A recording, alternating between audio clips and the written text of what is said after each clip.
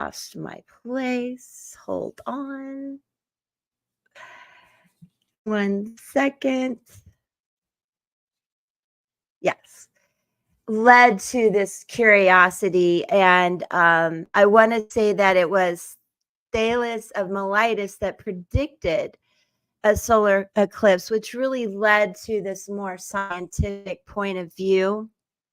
And then the Greco-Romans started to use it in politics and a lot of events, and even in daily life like we do today. And as I mentioned, it's really grown in technology and precision and popularity. And let me move through these. Part of the spiritualness of the eclipse is where the sun and moon and earth all come in alignment, and that is part of the purpose of what we do now with modern astrology. But I did want to make a point of incorporating ancient symbolism, ancient symbols that we still use today and help us tap into that ancient wisdom, and also really enter our own light that Suri even brought into us today, and some of these ancient symbols that are so wonderful in spiritual practice. Now, I don't know who actually, it's the origins are unknown of viscous Pisces. I hope I'm saying that right. But this symbol is quite amazing. It really is the source of energy and the source of creation coming together to create the womb of the universe. So a lot of the symbology and following stars and planets helped the ancient cultures and civilizations understand why so much of their routine was changed at times like this and what it meant. And this is the Merkaba, which I saw coming down with pink sparkles today, Suri. And these are some of the symbols that I love to learn more about and understand that are ancient that we use in modern times. The Merkaba, this viscous Pisces, the flower of life, which really they all fit into and makes up everything about us. And I really think that's so enlightening. And the dodecahedron. And it's just, like I said, something to help empower you, enlighten you, lift you, lighten your heart, absorb a lot of love, and understand the personal nature of all of this, but coming together collectively too. And also, when you do this personally, your frequency and vibration ripples out to everybody around you that matters to you and collectively. So it's important. And some of the ways that are typical that we talk about are letting go, as Dawn mentioned, really behaviors, things, people, places that no longer serve you. Embracing the stillness is important then and now, because that's where you really tap into your spirituality. And the candlelight meditations remind me also, they bring light and calmness and peace in this sense of darkness that has led to a lot of fear. I want to mention that Wendy has some candlelight magic in a video that she did not long ago. And we all absolutely believe in getting out in nature and really tapping into the rhythms during the eclipse is also very important. And again, getting out and enjoying some collective energy meditations that raise our collective energy. Now, let me double check my notes, because I do want to explain some other spiritual practices you guys might enjoy regarding our frequencies, our vibrations, and how to raise them. So when we talk about the human body, the human brain has around a frequency of 100 megahertz. There are 5 different levels within that measurement: delta, theta, alpha, beta, and gamma. They all have their own frequencies, but overall 100 megahertz. Now, somewhere between 60 and 70 is the average megahertz of the human body. If you go below 70, you're possibly immune compromised. And if you get down to the frequency of 25, you're closer to death.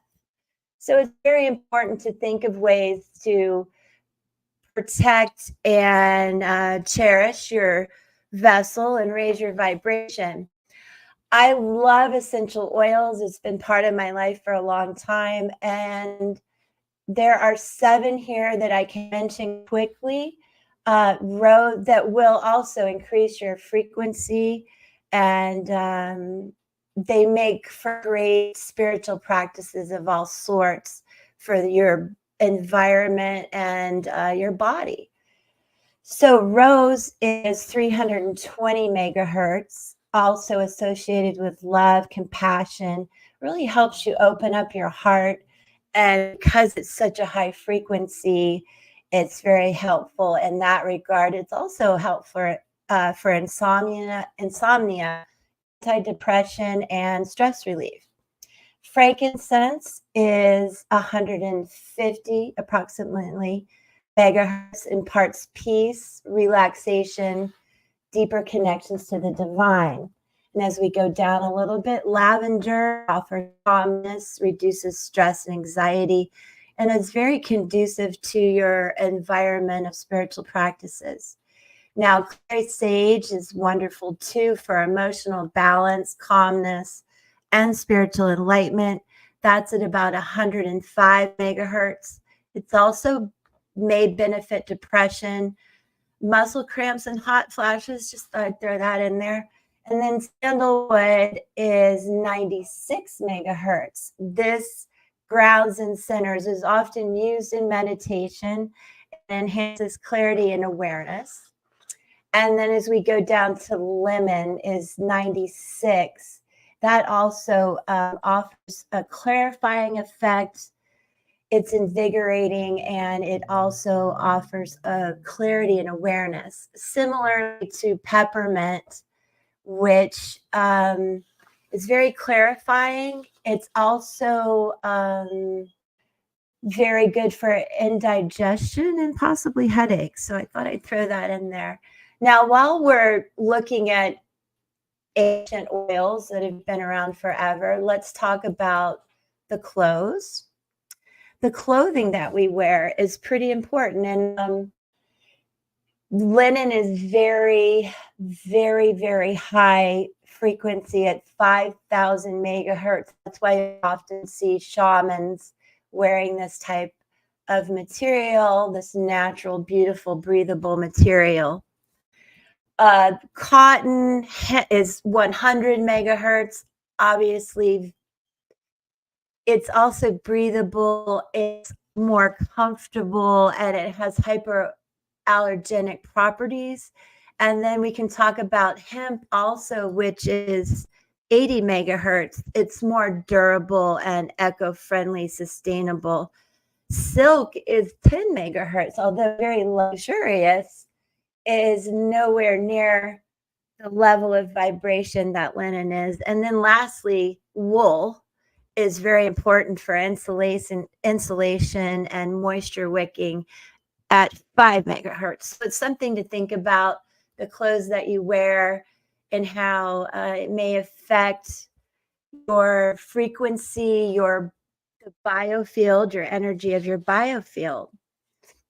And so just to kind of go over something I talked about is even today, understanding the fear factors that I think we all saw a little bit of that with the eclipse that we went through. And there's a sense of fear right now. So I'm glad we're doing this, because we're going to come up with all this great wisdom of not having fear be part of this. And it is important to do the inner reflections. Journaling is great, as well as all the other things I mentioned, the meditations and exercise of all sorts, I think is really important to reduce anxiety, fear, and stress all the time. Now, the eclipses are really amazing for spiritual connections, these life changes, and getting you ready for a lot of newness in your life and collectively. And lastly, it really is a chance for you to harness a lot of transformative power and embrace the energy of this beautiful eclipse season. And I am thrilled to turn this over and learn more. We have Angie up now, who is going to speak about what this all means, the energetic weather, the feel of it. So thank you. And Angie, take it away, sweetheart.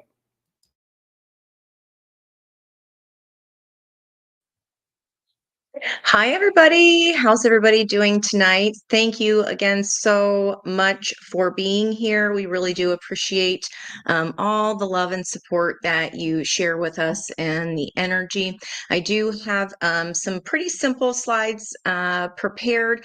I don't want to insult anyone with the simplicity of them, but I thought, you know what? Sometimes people might not know what's the difference between a solar and a lunar. So and how that relates to the new moon, full moon. So I thought we'd go into that, and also just for a little bit of a review, and then how eclipses really are a whole portal to a new energy. Okay. And if we can see them, yes, they can be difficult, but if we can see them as opportunities, right? And even kind of changing our view of even the word change, because that does feel a little bit scary. So I've proposed that we change the word change to growth. So that sounds a lot less scary than change does. So we'll look at the next slide here for just a little bit of a review. So on the left side, as Liz mentioned, so with the difference between, she was talking about new moon and new beginning. So full moons, okay, are only events, a lunar eclipse is only possible on a full moon. Okay. So if you want to think F and F, full moons we forgive. And I've explained it as our energetic lunar roller coaster. When we're at the top of the coaster, okay, that is when we can see the whole amusement park beneath us, and we have a clear view of what's going on around us. Whether we like that view or not, whether we see some rides in the distance that are broken down, or whether we notice there's some bottlenecking with too many people, we need to create some more space, kind of use it as a metaphor for life. And that helps simplify the difference between full moons and new moons. Now, if you want to also think about it, if you are a tactile learner and you use your hands to learn more, I know I'm opposite here in my camera, but when the moon is full of light, right, it's at its fullest, we wax the light on. So for me, it's when I'm looking and I'm outside and I'm looking, the dark side of the moon, you go, okay, dark side of the moon, whatever side the light is on, put your hand there. Okay. So if you put your hand on the light, you're either turning the light down or you're turning the light up. And you can go ahead and do that at home because nobody can see you, but it does help you commit to memory when you're using your hands for something. Okay. So we're turning the light down and we're turning the light on, wax off. When we're at the top of that roller coaster, our emotions are heightened. We can be more emotional. And then comes the important part of, we're at the top, we're going to come down no matter what. What goes up must come down. And we're either going to throw our arms up and be like, yes, this is amazing. It's our Empress energy at the height of the full moon. And on our way down the coaster, we surrender. So think about in a coaster. I mean, I used to hang on for dear life. I don't enjoy roller coasters anymore. But when I was little, I would throw my hands up when it was fun and when I did enjoy it. You have to either enjoy the ride that you get because you built it. And if you don't like what you got, then We need to make plans on this way down. It's part of it. How can we tweak if we saw that the coaster over across the way was broken down? If that needs a little more space, what do we need to clear out? What isn't serving a purpose anymore? We do all the things. We do all that planning and reviewing on the way down. The focus on a full moon, we want to have gratitude, okay? Even if things are not going our way, we want to still be in that feeling of I can still think about things that I am grateful for, because we want to stay in the feeling of that energy.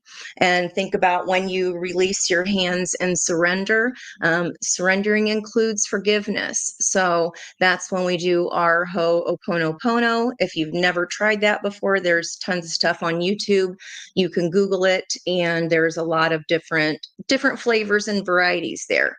Now, when we add an eclipse energy to it, okay, so now we're still going down on the full moon, we add another layer of energy with the lunar eclipse, okay? That is events that can symbolize closure. What rides are we closing down? Where do we need to heal? Forgiveness is part of healing. Okay. And that's to help us heal for ourselves. And if we think a full moon is like boohoo city sometimes, I know my emotions are always heightened with a lot of water placements in my chart. This is like on steroids. It's exponential when we layer in that flavor of the eclipse energy. It's even more frenetic. Okay. So give yourself a little break. Know that energy is going to subside. And just know that with that extra layer, if you're already sensitive to full moons, okay, I usually want to stay in and not be bothered and not bother anybody else. But when it's an eclipse, oh, buddy, think of it as, again, it's on steroids, it's exponential, okay? So it's an extra layer of energy. Now on the next slide, there's with new moons, those only can happen during solar eclipses can only happen during a new moon. Okay, the new moon after we get down to the bottom. So if we're going back to our word fun, new moon is manifest. Okay, new is newness, new beginnings. Okay, it's the bottom of the roller coaster, the dark side of the moon. It's when we turn the light down on the moon. Okay, so if you're facing the moon and we have the dark side on the right, we'll use our left hand to turn the knob down. Okay, so we're waxing off. And then in that action there, we initiate new beginnings. We've already been releasing and letting go. And when we get there, here we manifest. How do we want to change our experience of the ride that we got last time? And then we tweak. Okay, what do we want when we manifest? We want to focus on the feeling of what we do want and not what we don't, because then that energy is going to multiply itself, right? Energy attracts energy. Then when you add the flavor of the eclipse energy to it, again, it's exponential. It's going to feel even stronger than a regular new moon would feel. This is the time to take advantage of that whole new energy. It really is fated and destined for us to make these shifts at this time. Okay. We are making new commitments, a whole new beginning. We're initiating a whole cycle. Okay. So the eclipse energy really initiates and closes out life cycles. Okay. And this is big time outward transformation is possible when we really commit our energy to what we want to create. Because when we're at the bottom of the coaster, we are all the way now moving from the feminine energy down to the masculine energy. And think about it. We are building the tracks, that masculine emperor energy, as we're going up to the top again. And we release and let go feminine energy on the way down. Okay, I hope that makes sense for everybody, and I hope that helps, and I hope that was not too simplistic. The next slide I want to talk about in particular, again, when these think of eclipses as portals.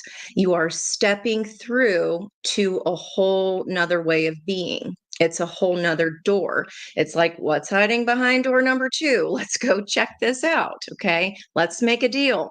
You got to make the deal with yourself, and you got to decide if I'm going to go back through the same door that I already went through.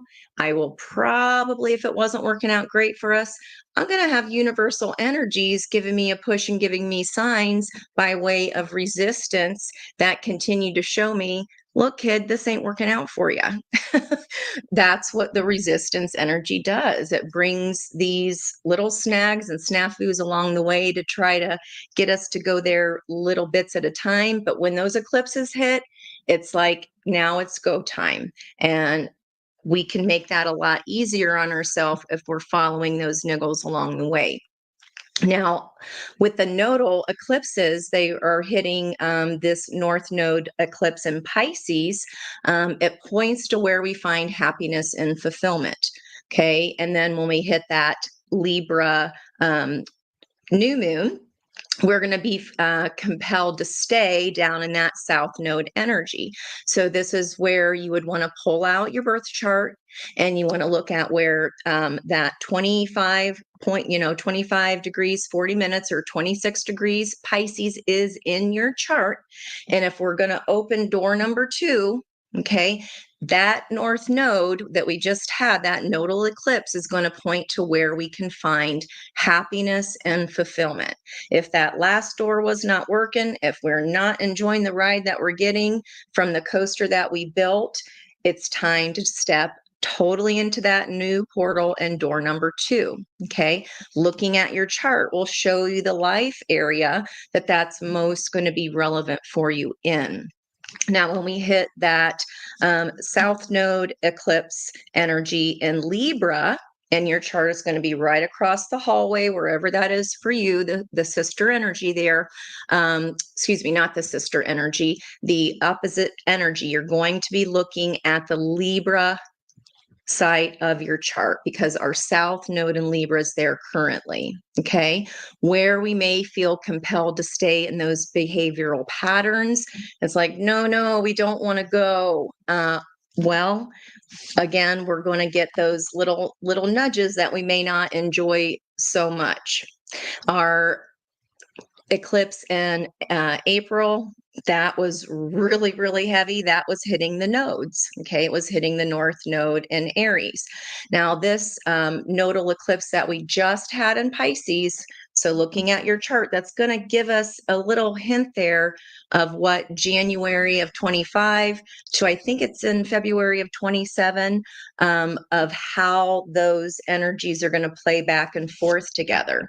That eclipse was the first one hitting the nodal energies in Pisces in almost 2 decades.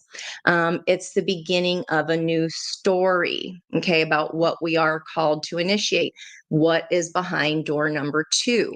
We spent from July of 23, we're still in that North Node of Aries, South Node of Libra energy. That's a story. That may be that door number 1 that we've been experiencing back and forth. Door number 2, we just initiated these eclipse energies from January to February of 27. That's what's going to be playing back and forth. Okay. So just to help you understand, I hope, a little bit more of what this whole new story it is. They're growing pains.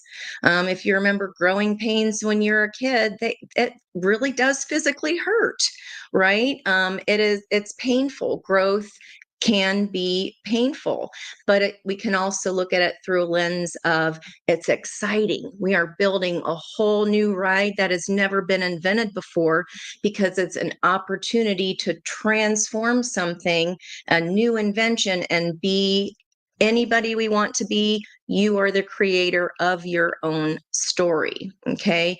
Now, just note now how we can use that energy of that story.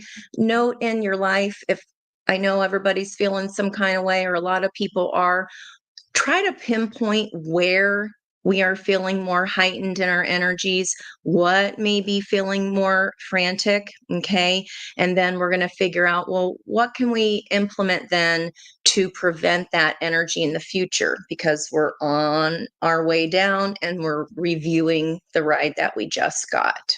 Okay, so I hope that helps a little bit there. And when we come up to this release energy with Libra at the 10 degrees. Again, you're going to be looking at that for the beginning of October. Remember that the eclipse energy, the takeaway is its transformation and growth. If we don't like the word change, fine. Transformation and growth. And with it being in Pisces, what that started a new story of all the spirituality you've been seeing in all of our readings this week, you guys, it's incredible. This, when you look back and you synthesize those themes, we're all pulling on that energy because that's what the energy is, right? So we're seeing a lot of this spiritual awakening, tapping into our spirituality. And it's asking us too to how can we bring in this new sense? If this is new to you, how can I then ground that in practicality? Okay, so I hope that helped you a little bit or a lot, and I hope it wasn't too simplistic or the opposite direction. I hope not of too complicated, but I hope you learned something new today. I've already learned a ton of stuff already, so thank you, my team, for giving me some notes to write down tonight. And we are up with Wendy is up next. Thanks, Angie. Actually, your slides are great because that'll help people to know when to do the things that I'm going to go over. So I'm going to give you guys some practical ways that you can work with eclipse energy. First, I'm going to talk about journaling. So I'm going to give you guys some journaling prompts that you can use. First, you want to really reflect, okay, how where you are, what's been happening, that kind of thing. So here are some prompts for you for journaling. What's trying to get your attention? Okay. What's annoying you or making you feel irritated? What are you afraid of?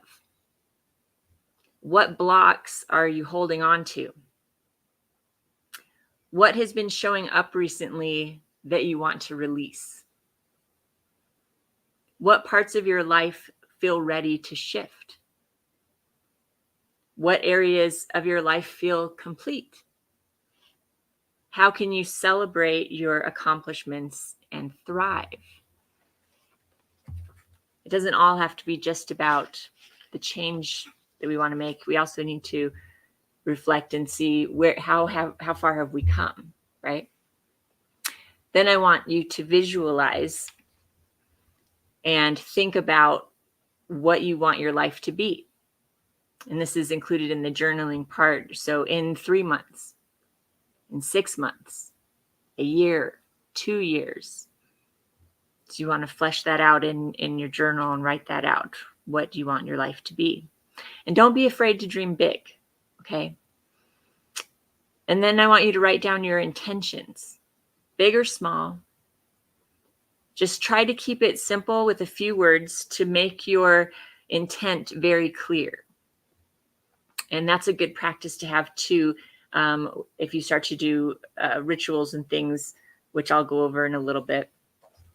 And then lastly, you're going to want to release your intentions to the universe, which can be as simple as just saying it out loud. Okay. Or again, doing something with some kind of a ritual. So another thing that you can do is meditation, of course, and visualization. You want to do these exercises to connect with your higher self and destiny. I would say one of the most important things with those is making sure that you are grounded. And you can get grounded in different ways with going, I think of grounding as earth energy. So whether you use crystals or stones or you go out in nature and you take off your shoes and walk through the grass. You can also do it by, if you want to do do a smudge and clear any negative energy away from you. If that helps you to ground that energy and clear your chakras, you can certainly do that as well. You want to allow yourself to be open to the positive energy that wants to come in. Okay. So in that meditation and visualization exercises, you want to be clearing any blocks that you have, and so that you can be open to allow that good energy to come in. If you want to do a ritual, I associate that with release, right? Releasing your intentions into the universe. I like to bring in kind of the 4 elements. So again, I would say if you can get grounded, that's really important. Have that earth energy. You can, again, use crystals and stones to do that. If you're using a candle, then you're using fire energy, right? And you can use a candle like this. You could even use a little tiny birthday candle if you want to, okay? It doesn't have to be a big candle. In fact, with candle magic, I would say you usually want to have the candle lit and you want to let it burn all the way down. So this one's going to take just a few minutes. This one's going to take, maybe half an hour to an hour. And then any bigger ones, you want to be careful because you don't want to leave a lit candle, just burning and you can't keep it attended. So you want to keep it attended and let it burn all the way down. And you can use things like what Liz was saying with anointing oils. You can do that with candles. You can even, if you write down your intentions, you can write it down. You can write it in the candle or on the candle if you want to. You can write it on paper. You could, if you get, something safe to burn it in, you could burn the paper to release and let go. And let that intention go out into the world. You can set the candle in water to also have water energy. I also, with the doing the candle stuff, if you can really get all 4 elements, because you can ground yourself, set out crystals and stones. You have the fire of the candle being lit. You can put the candle in water, and you have the meditation of your breath. You have air energy as well. So then you're kind of hitting all 4 elements there. And then with your, also with the meditation, you're also hitting the 5th element of the spiritual side of things. So you're really boosting that intention, and you setting your intention is one of the most important things, just knowing what it is that you want to release and put out there. Because what you're putting out there is absolutely what you're going to be attracting back to you. So I hope that helps with everybody. And Jen is going to be sharing a personal experience with us next. Thank you. Okay, you guys have done amazing. So much wonderful information. I am super nervous, so I'm going to be sharing a very personal story tonight that is connected to how an eclipse really did change my life and put me into my destiny. So in March 2015, I had a massive bilateral pulmonary embolism. And it caused me to stop breathing for an unknown amount of time. And I did have a near-death experience in that moment. And so I know that a lot of people may not know what a pulmonary embolism is. So it is blood clots in the lungs. And I didn't know what it was either when it happened to me. So I do have some slides to show you just a little bit more. So this is from the CT scan of the embolism. So this is just one of the slides, and you can see this is the clot and how far down it goes into my lungs. This is another view because it was inside of both of my lungs all throughout. And so you can see how far up and how far down. That big white thing in the front is my heart. My heart did get enlarged through this event. This is showing you kind of looking down, and you can just see how it spread all throughout my lungs. And those are the blood vessels of my lungs, and that's all filled up with blockages. And then this just shows you just kind of an overall of many of the views of it.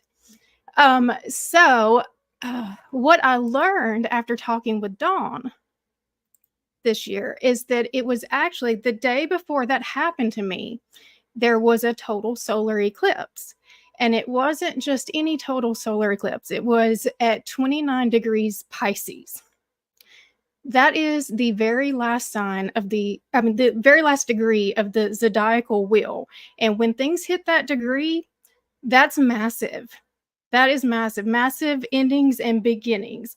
And so I actually am going to have Dawn share my chart and kind of go over what she saw as we were going over it.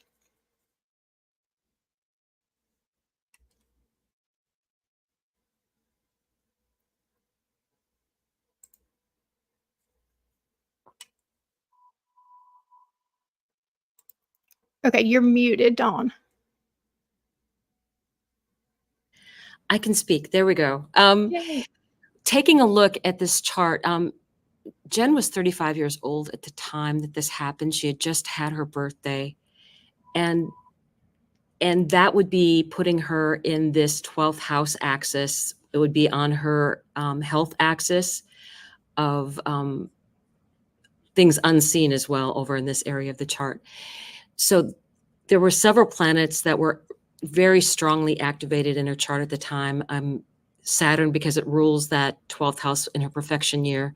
The moon, because it's also underneath Saturn's rule. And she had her sun degree. Jen, what is your sun degree exactly? I don't have it on me. I think it's 21. Right. So that actually, because that's a personal planet of hers, and especially the physical body would be the moon, your ascendant, and the sun are very, very personal to you. The fact that this was right on top of her sun was just incredible. And it definitely was something that was going to be affecting her. And her most malefic planet is Saturn. And right across from her sun is Saturn over here in Virgo, right?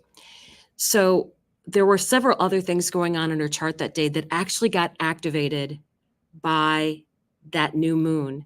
Remember, I told you the moon was activated in her chart for the year. She had, as you can see here, Uranus. On the day of her birthday, on her solar return, she had Mars and Uranus both at 15 degrees. 15 degrees. That's a very important degree in the chart. And that was squaring Pluto up here in the chart. So we're talking about something super transformational. And in her particular area of the chart too, she had Saturn in this area of the chart squaring the energy of her north node here. Look at this energy here. The north node and Mars that are right here. So Mars and Saturn are malefic planets. So there was so much energy there of things that could go wrong. And you have the moon that just would have had that lunar, that solar eclipse. I'm sorry, solar would be when they're together. The moon was moving across all of these degrees and igniting those degrees up. Over these all of these transiting planets. It went over Uranus, it went over the Mars that was then at 21 degrees, and then continued on.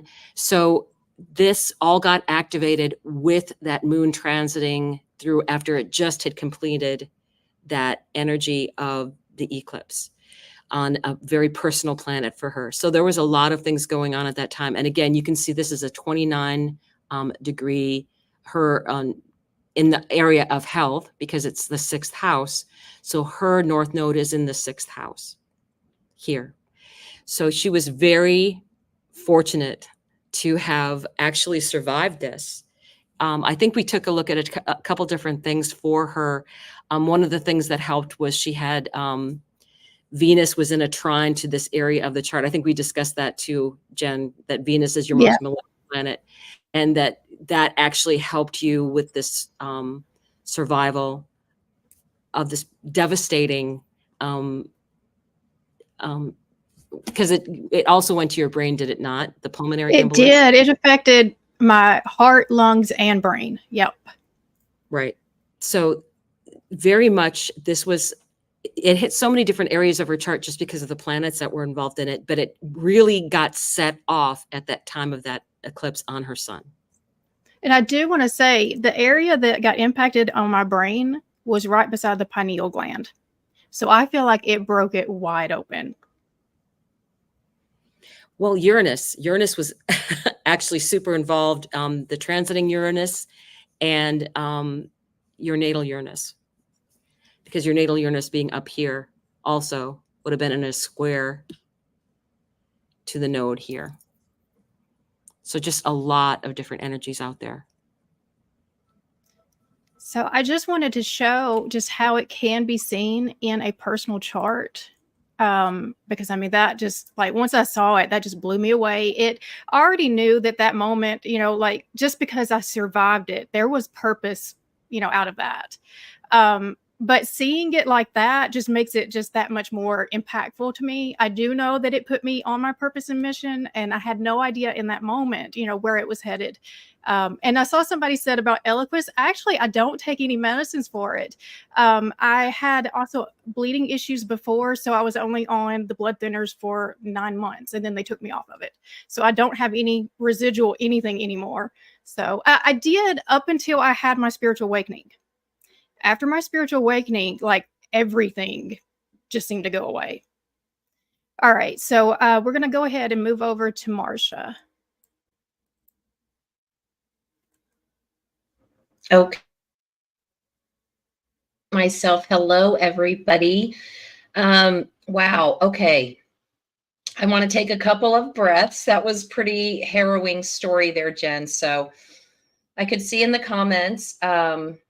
And if I can, I do want to segue with another personal experience. It did to me, but it happened to a client of mine where an eclipse set off a series of events for her that culminated into her finding out a deep, saddening truth about her husband that catapulted or was a catalyst to their relationship ending.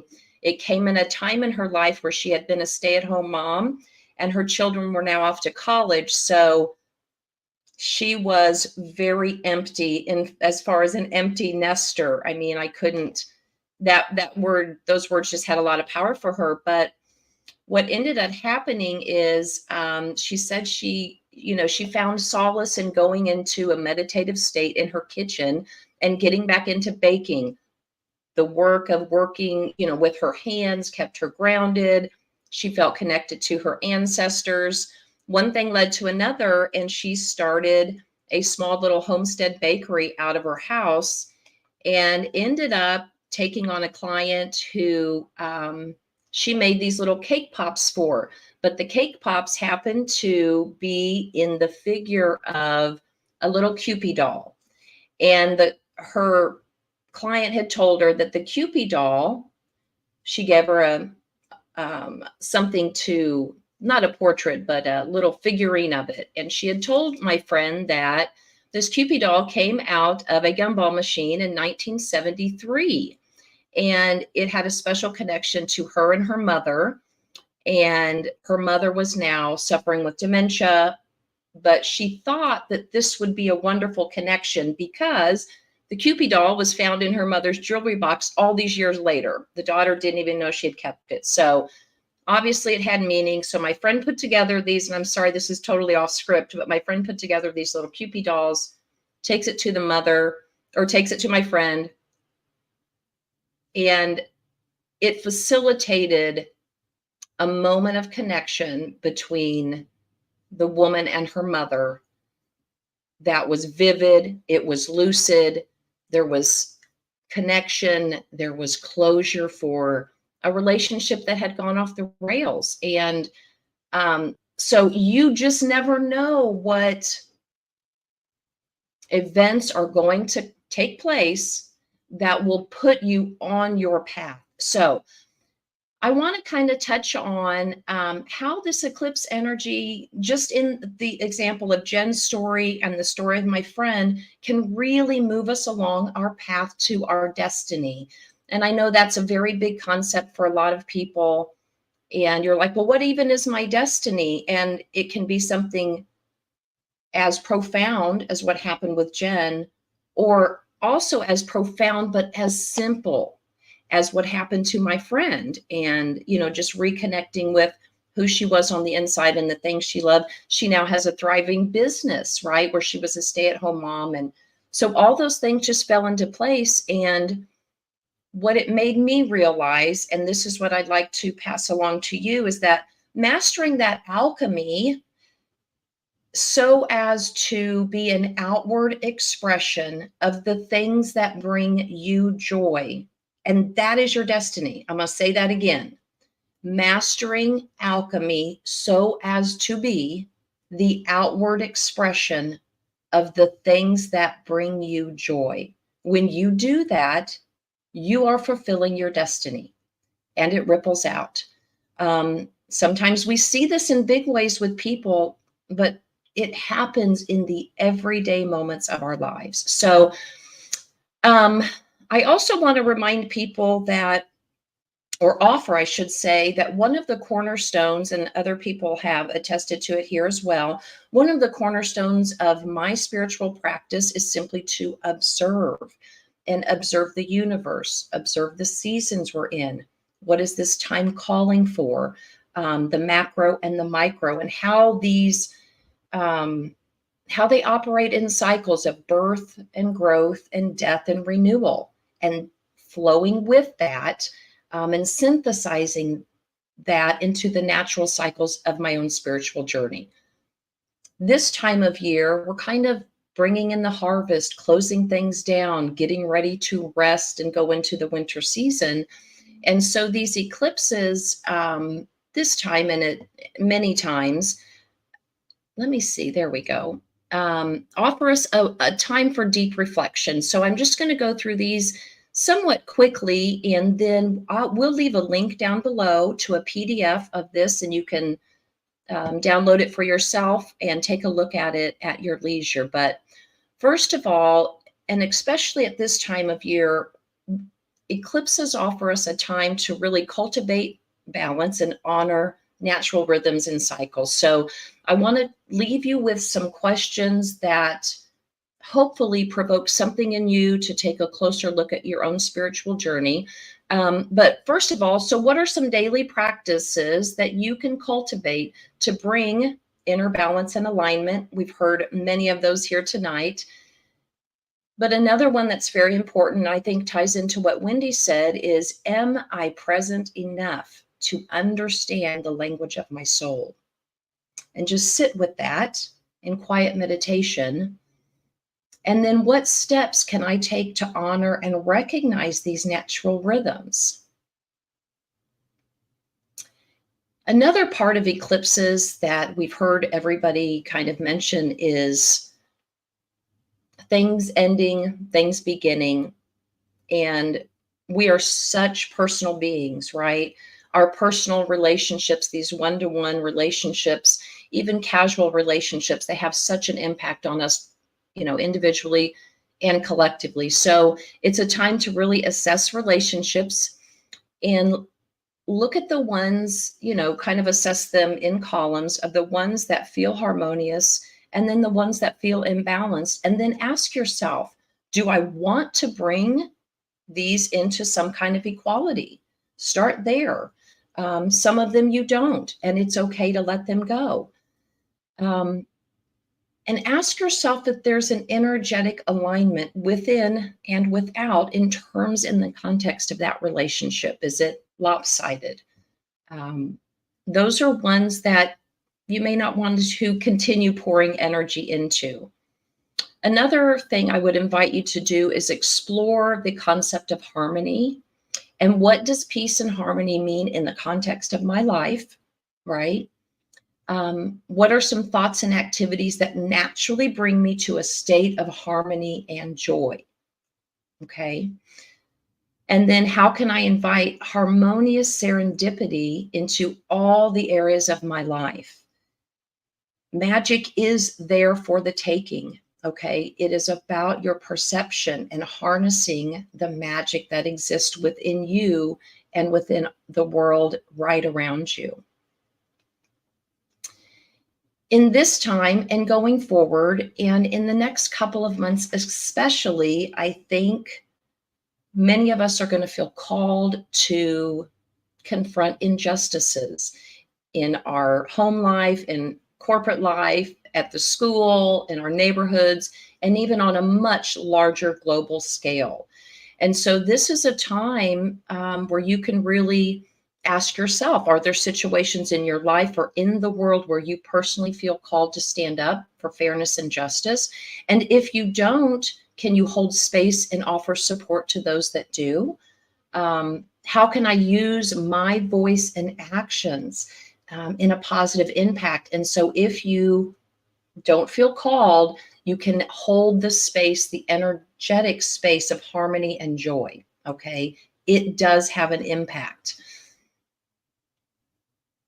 And we've heard this many times. I can't say it enough. Release and let go. It's sounds such simple words. We've all been through it. We know it requires just some focused concentration, but ask yourself, what is naturally being brought into your awareness that no longer brings you joy? And not just that it no longer brings you joy, just what naturally in the cycle of things is coming into your awareness that you're just not interested in anymore.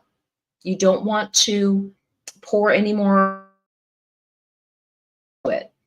How can you release these things with love and gratitude, right? We want to just send them off so they can fulfill themselves, whatever it is, in their own path. And finally, and we've said this, I want you to be intentional, patiently intentional about this. You can set intentions for the next 6 months and beyond, and ask yourself, what intentions can I set that align with the energies of serendipity? That's a big word for me. I want you to believe in that magic, balance, harmony, and equality. And then watch the magic unfold. It absolutely will. And with that, you guys, we want to open it up to some Q&A with you all in the chat there. And so if you have questions for anybody specifically or any of the topics mentioned tonight, we're not going to specifically be pulling cards or pulling charts, or we'll just see kind of what we get called to. But very, very, very early on in the chat, I saw a question from Trish Taylor. And I don't know if Trish is still here. There it is.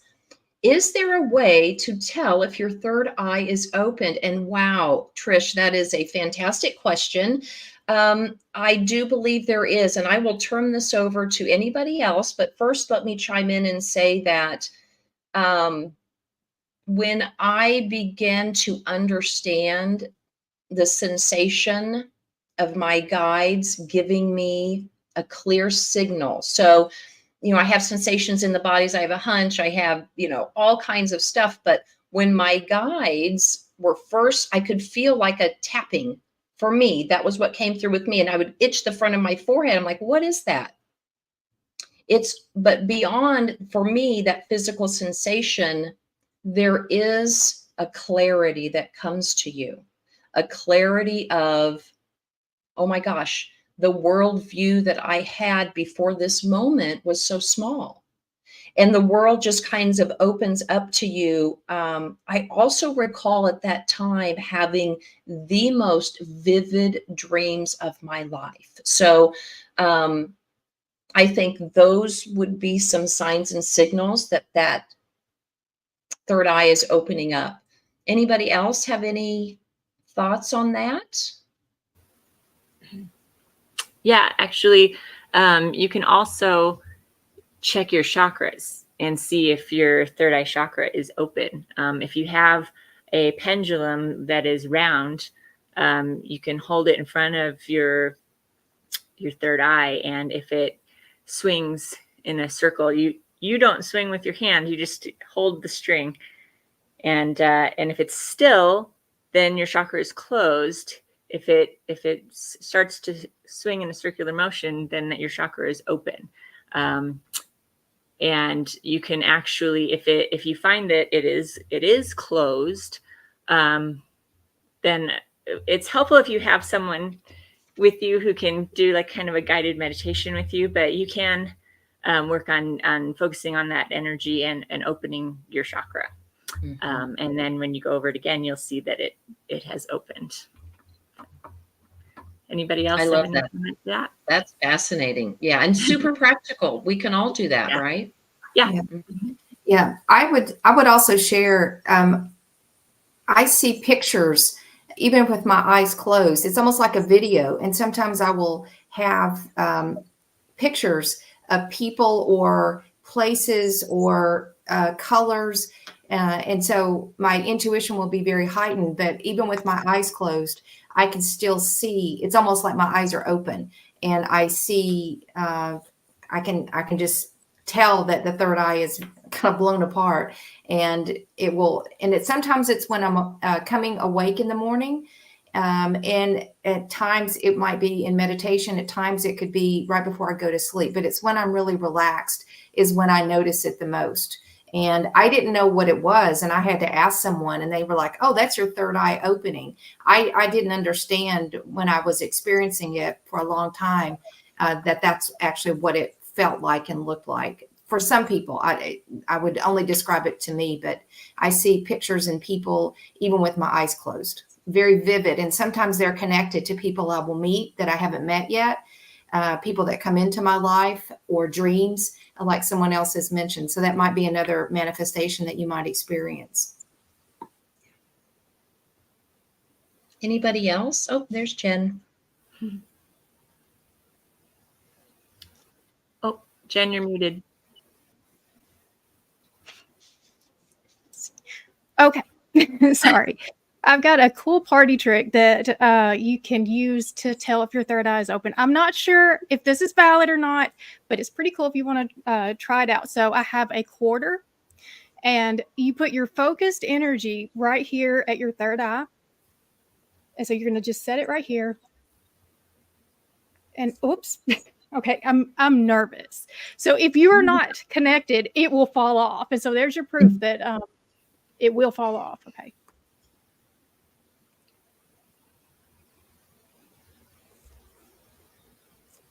So you just put your focused energy there, and it's like this magnetic pull that makes it stick to your third eye. Again, I don't know if it's valid, but you saw it fall off on me when I was not connected to it. So I would say just try it. All right. Okay. Do we have any other questions that I may have missed? I know everybody's been chatting with each other tonight in the chat. We love you guys. What a wonderful community we've built in the chat there. You guys are also supportive of each other and us. I would like to ask Wendy where she gets her candles, because I've looked everywhere, but the birthday candle idea was fantastic. I was like, yes, that's a great idea, because then they're small. And if you're just doing like a daily thing, or you're just wanting to do, you already have your writing done and your manifestations, you're already prepared. If you're shorter on time or whatnot, I love the candle idea, but I can't find the Angie, little stick ones. Look, Angie. This company is called Michael Grace Gifts, and they're mindful moments: relax, release, renew, rejuvenate. And they're these little candles like that. Can you guys see? And it comes with the little thing to put it in. Oh, nice. So yeah, it's a really cute thing. And there's a little saying here where you put the candle. So that is, again, Michael and Grace Gifts. Someone sent this to me, and I thought it was so cool and sweet. So thank you. I just wanted to share that with all of you. Yeah, I'm sure there are metaphysical stores where you can get candles and things. You can also make your own candles if you know how. But for people who are just starting, a really great thing you can do, where you can find in almost any grocery store, is Shabbos candles. Yeah. And that's these kind of medium-sized ones. Mhm, And white mhm. is also really good to start with if you're beginning, because yes, you can get colored candles, but they have different meanings. And with the white one, it's kind of a clean slate, and you can give it whatever intent you want. Okay. And so, and again, there's all these, different things that you can do with it, with anointing them or writing on them and things like that. So it's a really good place to start with white candles. Hey, Wendy, real quickly, we had another question about the pendulum and whether the round pendulum as opposed to another shape. If that was As important. long as it's round on the bottom, you just don't want it sharp. So you don't want like a point, because it's actually, what's really good is if you can lay down and you have someone holding it over you at the different points on your body where your chakras are. And you don't want a point pointing down to your chakras. So you want it to be smooth, Right. and So rounded on the bottom. So this would not be what you want to use for the exercise. Right. Yeah. Right. You want it to be smooth. This is what on not the to do, people.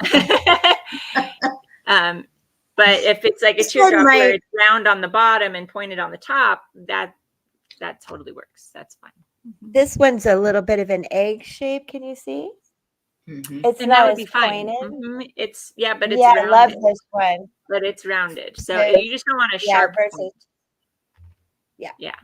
I love this one. Thank you. Okay. Thanks, Wendy. Sure. Well, I think I'm going to turn it back over to Sari All right. to kind of close us out. Thank you. And ladies, thank you for sharing all this wonderful and beautiful information and for all the comments and support in the chat. I've just been looking at the chat and just amazed at some of the insights and sharing that's happening. So all of us are on a journey, and I think this information is timeless. So go back and listen to things that might resonate for you. And again, some personal insights from all of us around what has been our experience during this eclipse season. But it's a wonderful time. And Dawn, I think you said at one point, there's a piece of this that the energy is almost faded. It's such large energy. And if we know that there are fated or destined opportunities for all of us, how do we actually harness the energies to align our soul with the journey of why we chose to come here? So at the end of the day, if we can actually harness that energy, and if we look at journaling and using the rituals and all the things that we talked about, and people sharing their collective stories of what's worked for them, it's a beautiful time of transformation. And again, we're here just to share what we've learned, and we're all here together to share and to grow together as one community. Again, just to close us out, please make sure that you comment in the comment section and subscribe so we can put you in the drawing that we will announce next Friday on our Friday Live. But for today and moving forward, please use this video and the information however it resonates for you. We are very grateful for all of you. We send you lots of love, peace, and harmony for the weeks ahead, because as a couple of our ladies stated, we are between two eclipses right now. So the energy is quite heightened. But look at this time between now and October 2nd as a really great time for setting intentions, releasing what no longer serves us, but making those choices that allow us to align with our soul's path and destination.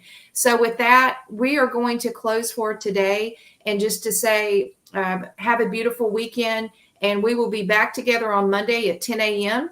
live, and we will be back to doing some of our readings for individuals. So please have a wonderful, safe, lovely weekend, and we are blessed from the bottom of our hearts, and we're sending you lots of love. Thanks everyone for joining.